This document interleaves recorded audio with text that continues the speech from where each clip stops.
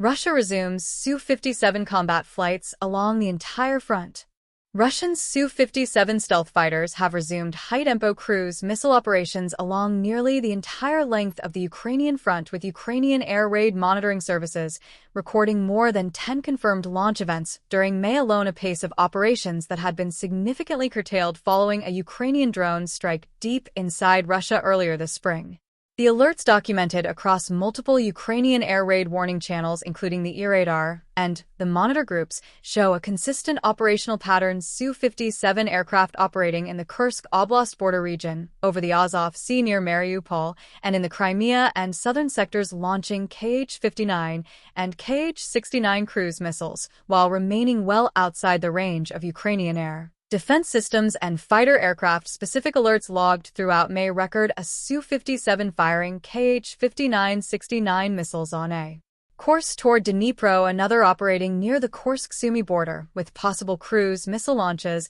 and a third detected over the Azov Sea near Mariupol with cruise missiles reported. The alerts uniformly described the aircraft as maintaining standoff positioning deep within Russian or Russian-occupied airspace. The Su-57, known to NATO by the reporting name Felon, is Russia's most advanced combat aircraft, a fifth-generation stealth fighter designed to carry weapons internally, to preserve its low observable radar profile, integrate advanced sensors, and execute both air-to-air and air-to-ground missions against peer competitors. Russia has operated a small fleet of the type, with production constrained by industrial capacity and the aircraft's complexity. Because of those limited numbers, Moscow has been reluctant to risk Su-57s in missions that would require them to penetrate Ukrainian air defense coverage, and the aircraft has instead been used primarily in a standoff strike role, launching long-range cruise missiles from positions well behind the front where Ukrainian Patriot batteries and fighter aircraft cannot credibly threaten them. The Kh-59 Mk2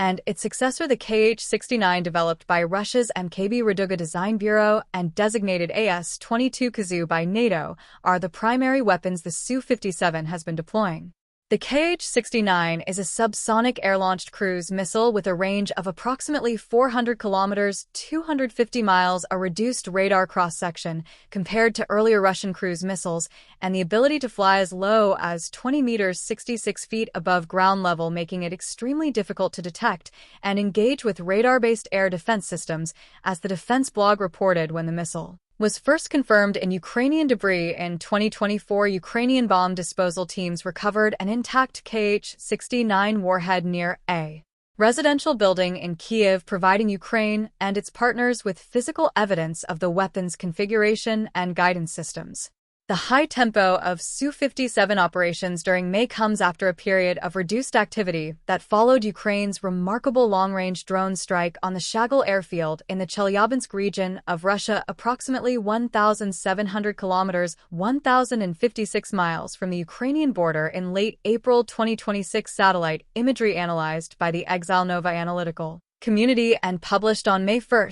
2026 showed visible impact sites in aircraft parking areas at Shagul, with at least 2 Su-57s and 1 Su-34 appearing to have been relocated from their original positions following the strike, a movement pattern consistent with damage assessment and loss prevention procedures. Russia's Ministry of Defense issued no official statement confirming aircraft losses or damage, but the imagery was assessed by open-source analysts as evidence of a successful strike on one of the most strategically important aircraft in Russia's inventory. After that strike, Su-57 activity near the front appeared to drop, with monitoring sources noting fewer detections along launch corridors. The May uptick, documented in the e-radar alerts and monitor channel posts, suggests Russia has assessed the threat level and returned the aircraft to operational tempo, though still maintaining the same standoff employment doctrine that has defined Su-57 operations throughout the war. Military Watch magazine, which tracks Russian aerospace developments, reported in May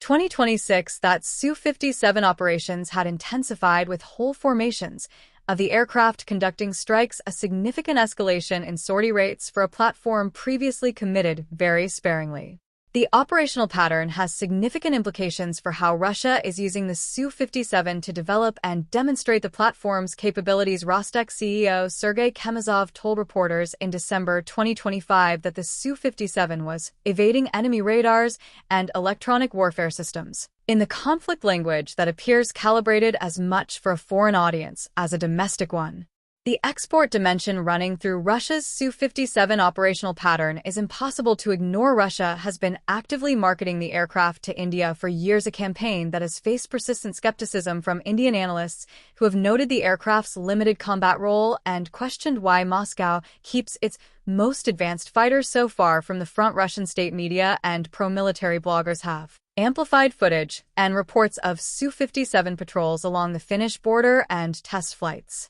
of new weapons as part of what several analysts have described as a deliberate demonstration strategy, showing potential customers that the aircraft is capable and combat active. The sustained May strikes over Ukraine contribute to the same narrative, providing a body of operational data that Russia's marketing apparatus can reference when competing with Western fifth-generation offerings. Ukraine's challenge is that the Su-57 standoff employment doctrine makes it extremely difficult to threaten. The aircraft launches from positions 200 to 400 kilometers, 124 to 249 miles behind the front, well beyond the effective range of Patriot and NASAMS batteries, positioned to protect Ukrainian cities and at altitudes and in airspace corridors where Ukrainian fighter jets would need to penetrate deep into Russian or Russian-held territory to intercept. The drone strike on Shagul demonstrated that Ukraine has developed a credible capability to reach the aircraft at its home airfields, and the temporary reduction in Su-57 activity following that strike suggests the threat was taken seriously. Whether the current operational resumption reflects a permanent recalibration or a calculated risk tolerance will become clearer in the weeks ahead as monitoring services continue to log each time a felon crosses from test pilot footage into the skies above a war zone.